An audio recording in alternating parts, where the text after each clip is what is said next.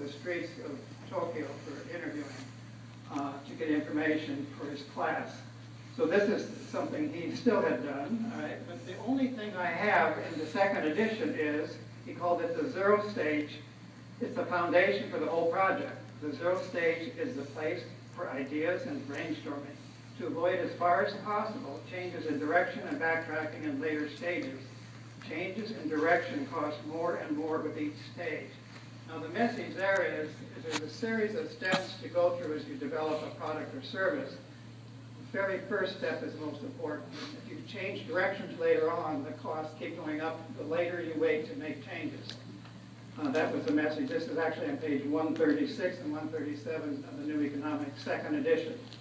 And he actually proves the theorem behind it. So what did our old master seek?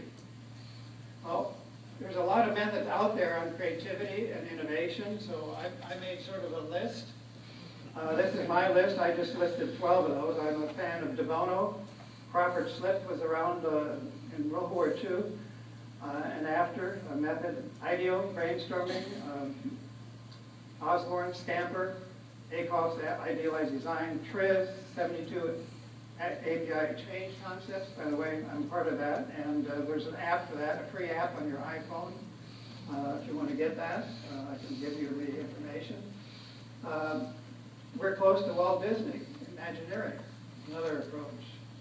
Methods of imagery, drawing, dreams, getting your subconscious, meditating, neuropsychology, or we can even go back to Leonardo da Vinci, some of the ways he thought.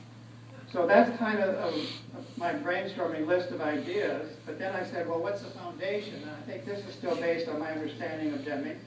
So you start off with the customer need, and that's a prediction. That comes really from the theory of knowledge, making our prediction. What is the customer need? The second area of foundation is the broader the variety of sources of data, the broader could be the possibilities. So we need to look very wide. The third one is that if we look wide, where do we look? And that's really at the actual place where work is being done by the actual people doing the work. And then, of course, we've heard a lot about system of profound knowledge and getting insights for that for a foundation. So here's my method. Okay, here's my method. We're going to start off with a dedicated room. This is fairly specific. Dedicated room, stage 0 room. We're going to have a team of about 8 people, very diverse, users of current products and services, customers, internal with diverse backgrounds, a senior level manager, which will carry the message forward, and a separate facilitator. And it is 5 days of full time. So I'm going to go through each of the 5 days. What I have found, people think about doing innovation, but they put somebody maybe quarter time on it or once a week. It's a full-time task. That's all you do. There's a world of difference between full-time dedicating this than just part-time. All right, so the 4 steps are: define the need, observe, generate ideas, and then synthesis and screen. 4 steps. I'll take a look at each one of these. The first is defining the need. So this is now day 1. So the team gets together and the facilitator reviews the 4-step method and the agenda. The first task of the team is review the purpose of the organization.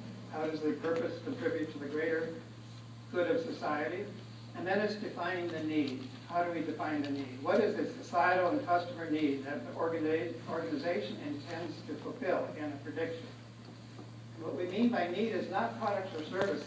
It's things like personal transportation, not automobiles, transfer of knowledge, healthcare, information.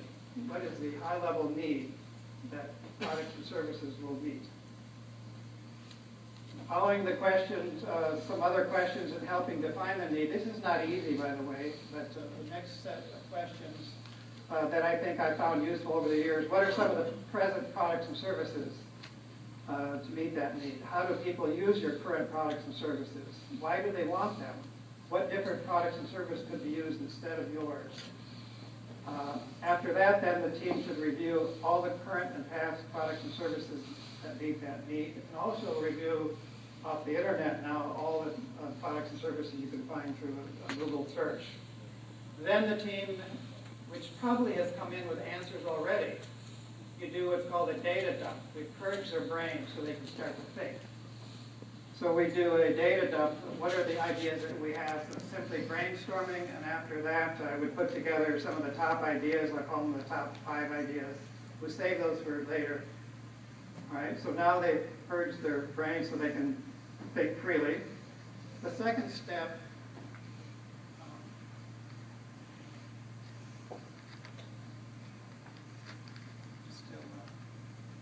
backing up here. The need. Trying to get to the second step. There we go. Observe. Now this is not rocket science.